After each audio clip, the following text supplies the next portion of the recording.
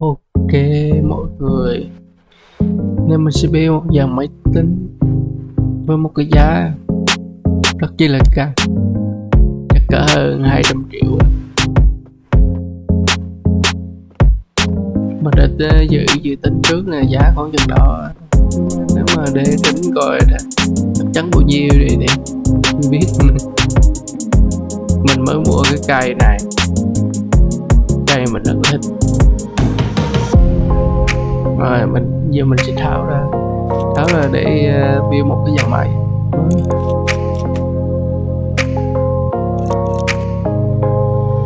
Tháo từng cái nè, có gì thì tháo hết rồi thôi.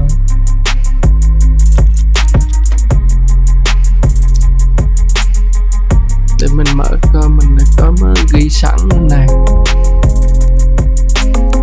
ghi sẵn để tính trước rồi mình build cái nào.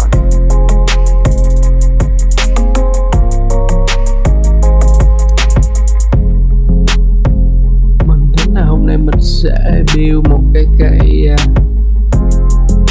Asset Rock Gen X2 Extreme Alpha. Tiếng Anh mình dở nhưng mà đọc đại thôi.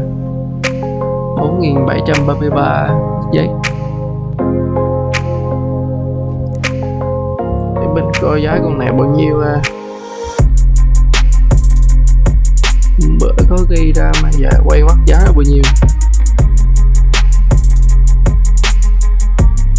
Con này giá bây giờ đang 19 triệu 3. Việt Nam mình bán khoảng 19 triệu 3 tới 20 triệu. Phải em nè.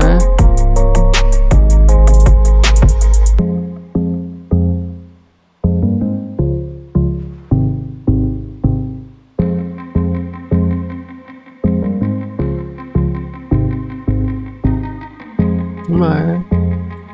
Giờ để coi mình sẽ build cái CPU nội đại. CPU cái này gắn này không đẹp à, mới đắp ra đã. CPU cái này chỉ để với card VIP không đeo được mấy cái co bình thường được, nên mình sẽ đây con 3990 kìa, AMD Ryzen RX Super 4300 HZ. Mở này bỏ vô.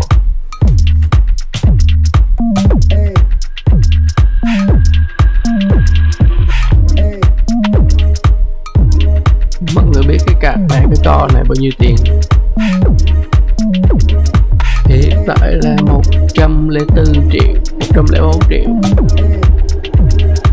Tiếp chút tí này đâu đây, chút tí này là 104 triệu. Tiếp thật.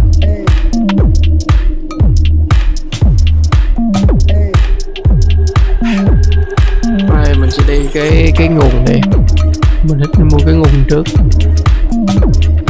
Cái nguồn thì hôm nay mình sẽ đi có xe ngàn watt.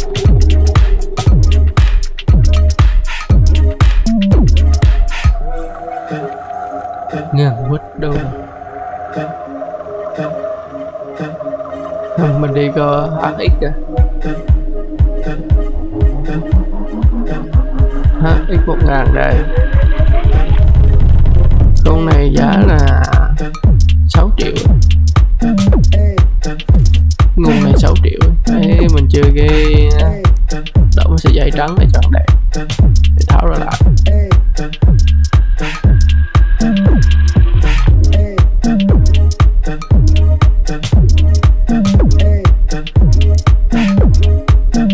Dây trắng nhưng mà đẹp, mình thích màu mày tới. Mấy gia đình này không có màu mày được. Một nguồn xong như mình đi vậy nè.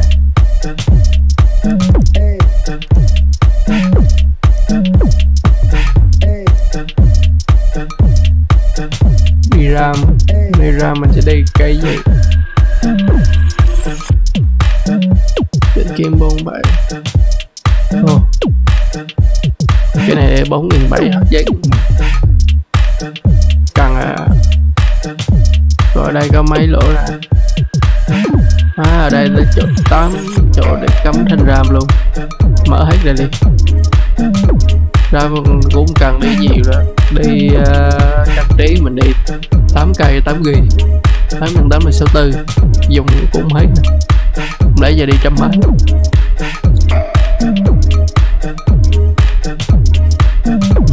Cái 4.600 không có đèn, mình thích mẫu mã tí 4.500 4.400 thì có mấy con này.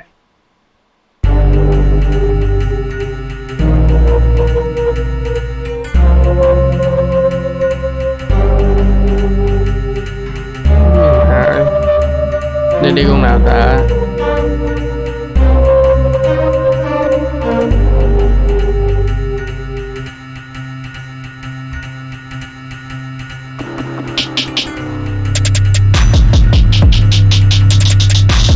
Con này cũng đẹp, mới gắn thử con này đi.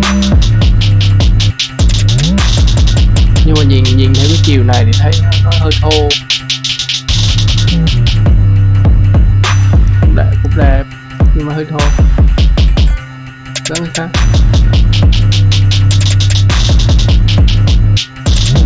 Con này như gần 3 triệu mấy đấy.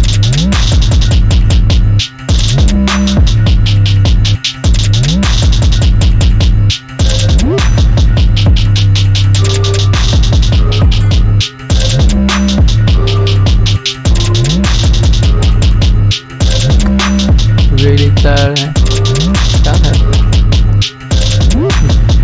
đẹp mà mình làm thích lắm. Cái này là tùy mọi người à. Giờ mình đang thích màu tí.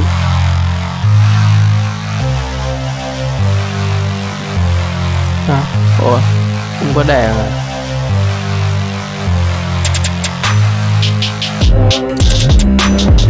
Bấm đỏ của nhầm tí.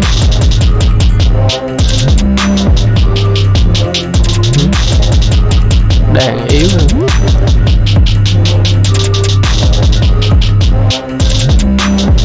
Gắn cái nào để không thể cái này tương phốc mình có 14.000. Ồ đẹp khiếp à. Con này hình như 4 triệu mấy phải, 4 triệu mấy đó, 4 triệu 4 triệu 5 gì. Thôi mình làm 8 con này luôn đi. 4 nhân 8 mấy 32 triệu, 4 triệu mấy chắc luôn. RAM không nó 35 triệu ấy phải không? Tính 4 triệu y là 32. Gắn hết đây là 8 con. Tiếp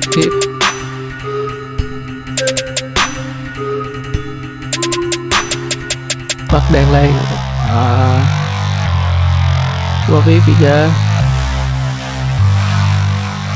đẹp mà ha. Cây này hơi to nhưng mà không xoay nghiêng xéo gì được. Đẹp à. Mình thích màu nhưng mà màu vừa phải này đẹp.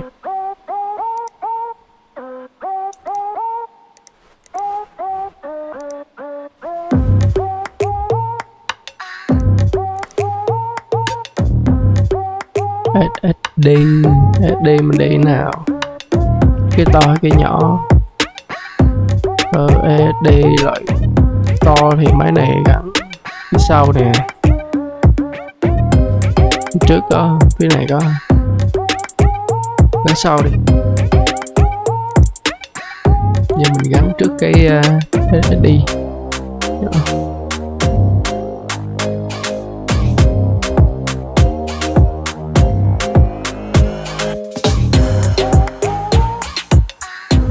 Thế đen cho luôn cây một TV luôn.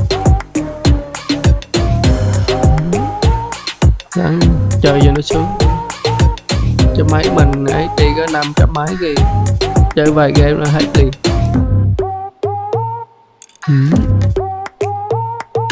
điện lên thử nè. Ồ, quá vip luôn. Đây có chỗ gắn nè, gắn thử đi này được.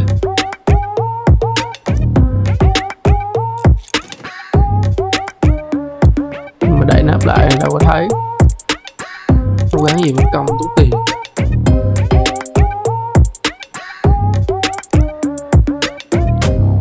Gắn hai TB đã, có gì gắn đây mấy cái tim khổ ngọn này cũng đẹp nè.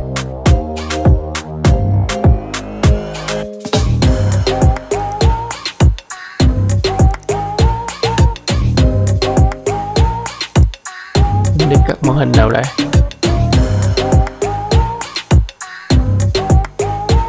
Cần đi hết đi không ta? Cần rồi.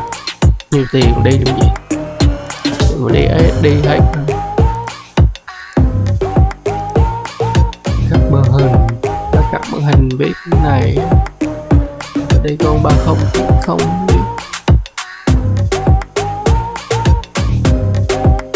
đây luôn bộ set rock stick à.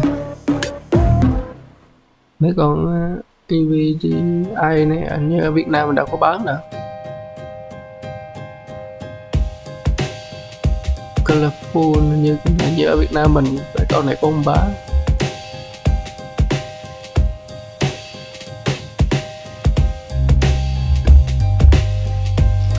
Set rock stick con này của mình như 67 triệu, gần 70 triệu đó. Căng à, quá căng luôn à. Sơ nãy giờ mình thấy bao nhiêu tiền rồi.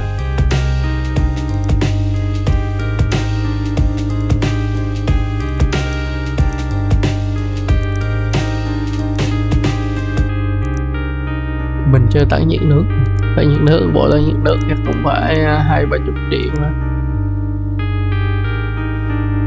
Coi này đi cây nào. Cái này cây ngắn nè, ngắn quá. Cái cây dài,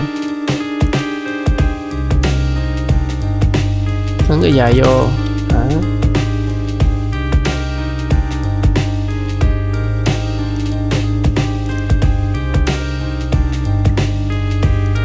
Mình sẽ đi đường ống nào đây? Mình đi đường ống trắng, đường ống này cũng được. Đường ống trong này nè.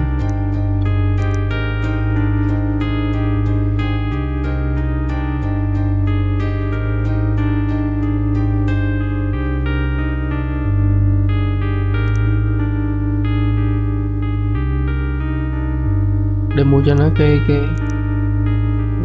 tản nhiệt nước này.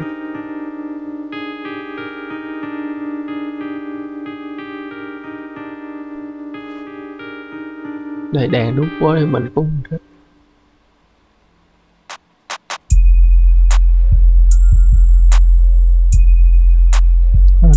Đi lấy cái này đi.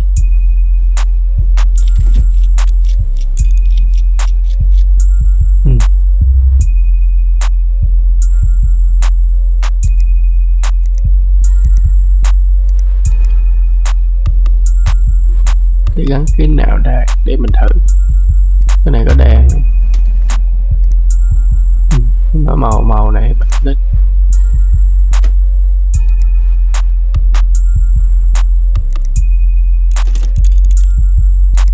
Cũng được. Mà nó làm hết đó. Này đi cái như này mình lúc nào mình thích cái này nhất.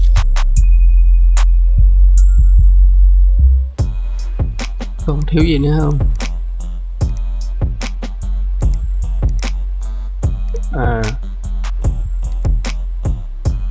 Còn cái tải nhiệt nước cho BBO được. Như con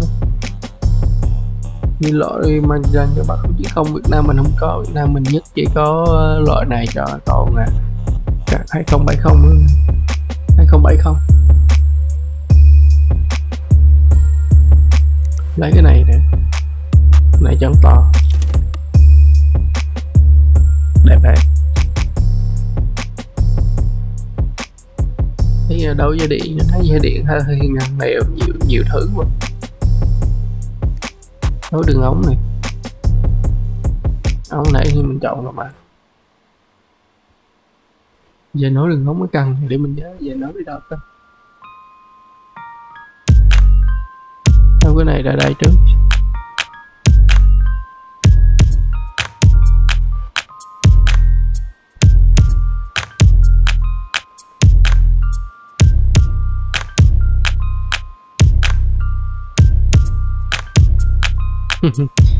Giờ ngồi nấu đường hóng cũng hơi căng. Ủa?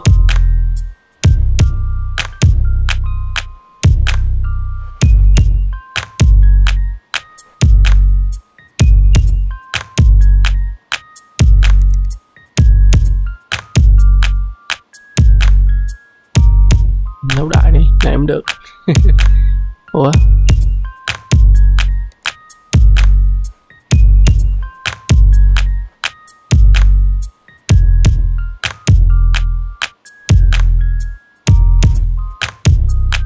Hình như cắn trên này không được.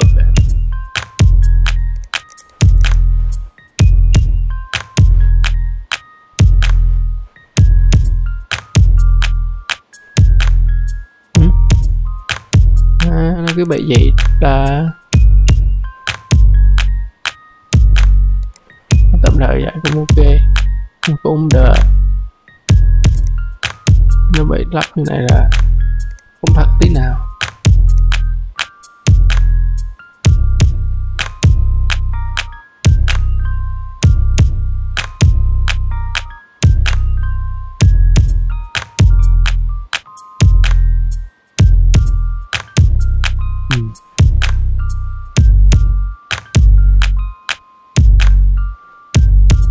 Nhưng mà này gắn một sao ra. Gắn cái đường ống mà cũng là cả một quá trình càng ấy.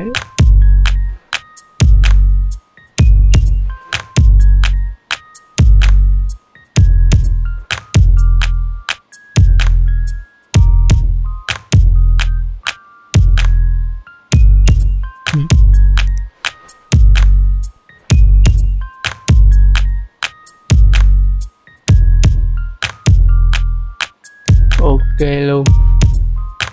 Cái đường ống trong này không được đẹp hả? Cái đường ống trong này không đẹp. Đó là cứ gắn hết.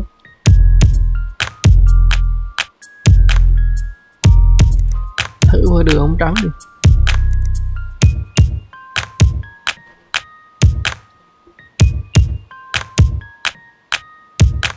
Giờ lên đây nè. Ok. Đường trắng này đẹp hơn nhiều.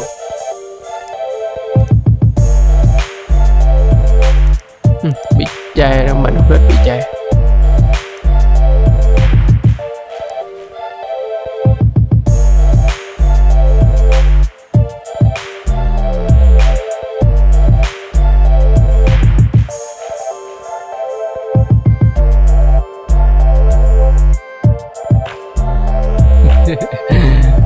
Sát luôn kìa. Kệ đi. Kệ nó đi. Chơi vậy mới chơi chứ. Đường trắng này cũng trắng trọng mà. Tí mình đậu lại cái dây cái kia.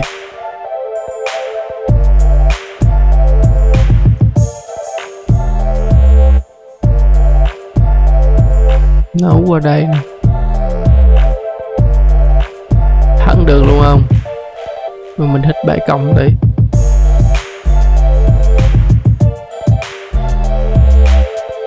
Ôi trùng dây điện gì à?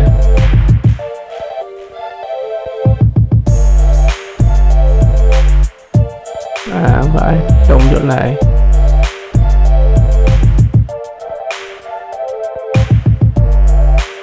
Mình thích nó đi tùm lum đấy.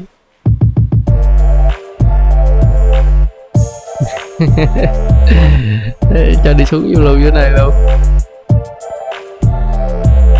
Wow, ác quá.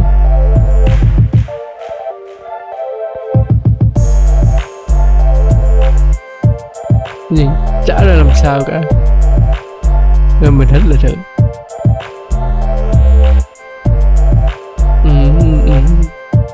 cho nó đi chơi luôn.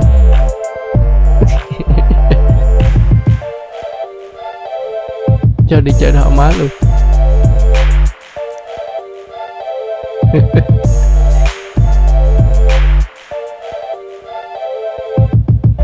Cái này để cho đơn giản cái này thôi chứ sao. Không, mình thích kiểu dài là đài.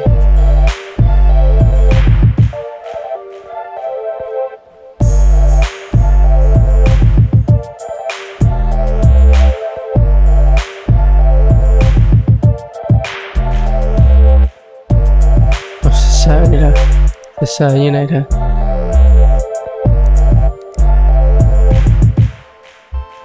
Mình thì thích cái màu này, màu này chạy rồi nè. Đường ống này nhìn kỹ thấy chạy kỹ, chạy rõ luôn nè. Mà là không khí lúc bật bình thường này đường ống trắng nó nhìn lại đẹp hơn.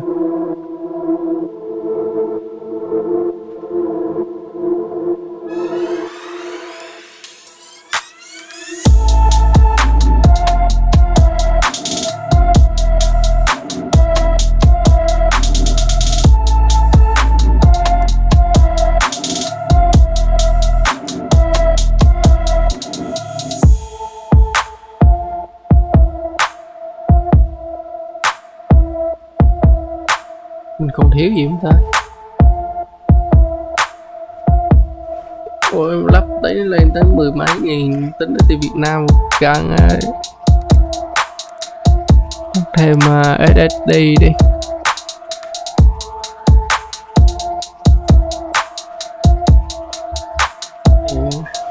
Để mình gắn con này. Đó, màu mẹ.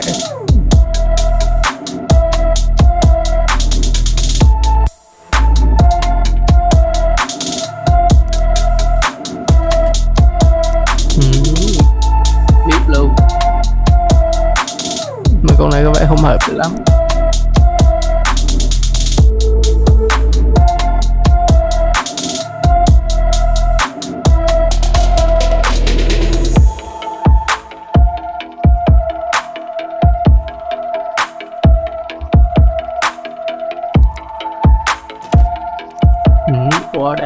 Quá đẹp luôn. Còn cái bỏ cái cây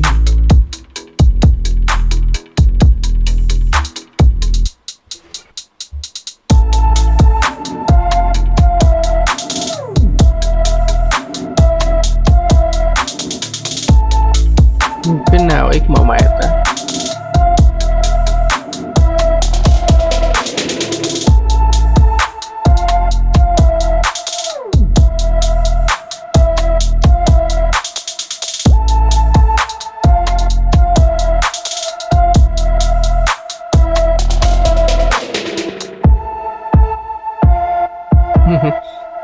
Chọn cái quạt không cũng là một quá trình ha.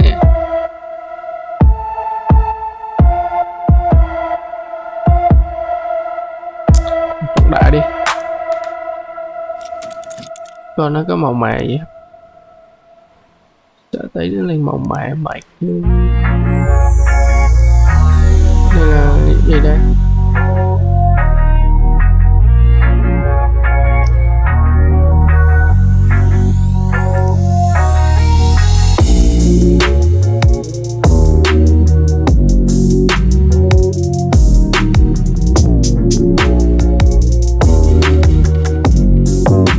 Cái quạt này mình lấy chỗ nào vội mất rồi. Cái này vẫn được 2 cái.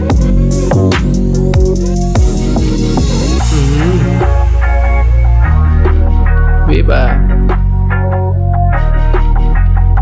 có vip đây. Cái ống này mà đánh ngồi vẽ thêm vô là đẹp.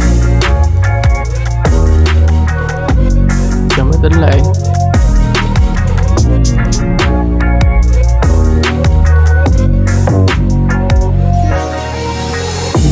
Máy tính lên rồi nè.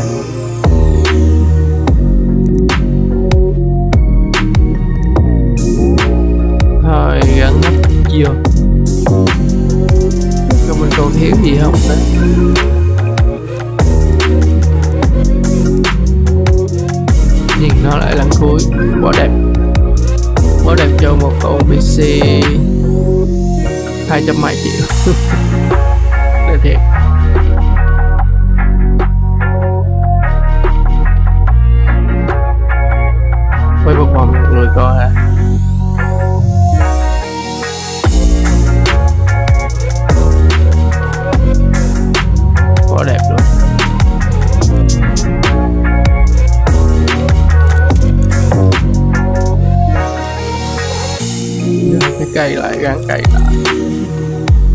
Chính như là nhìn nó hơi mờ, kiểu hơi tối tí.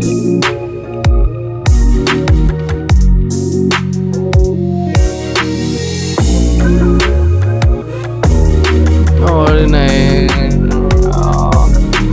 nó đèn nhấp nháy RGB các kiểu luôn. Mình không thích đèn đúng, mình thích màu mè lắm, vậy nó nhảy đèn khiếp. Tôi gắn đại đi.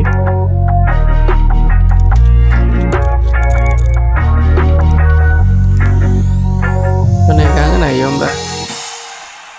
Nó gắn vô nó che mắt đẹp cái máy của mình, khó gắn cái đó luôn.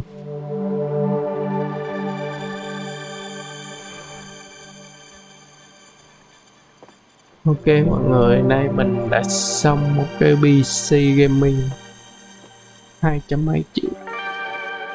Thì mình sẽ liệt kê dưới phần mô tả từng món đồ một cho mọi người coi ha, như mọi người tham khảo. Cảm ơn mọi người đã coi clip của mình. Mọi người sẽ ủng hộ những clip tiếp theo nhé. Coi lại lần nữa đi, quá đẹp. Ước gì cuộc đời có được con như này. Về để làm gì chơi gì cũng rõ, nó mạnh quá mà.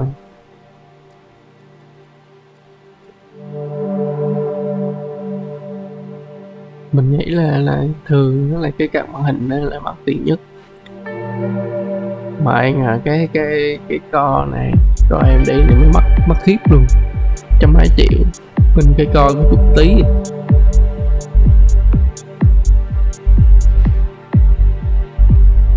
Quá đẹp, đã nhiệt nước cho GPU. Tại nhiệt nước này mình kiếm mua khó, vì ít ai dùng.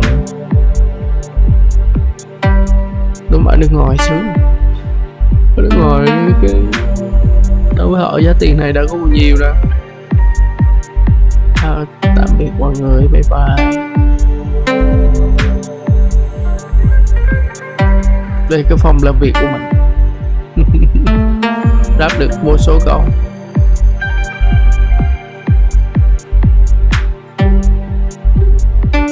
Câu này quá khủng khiếp.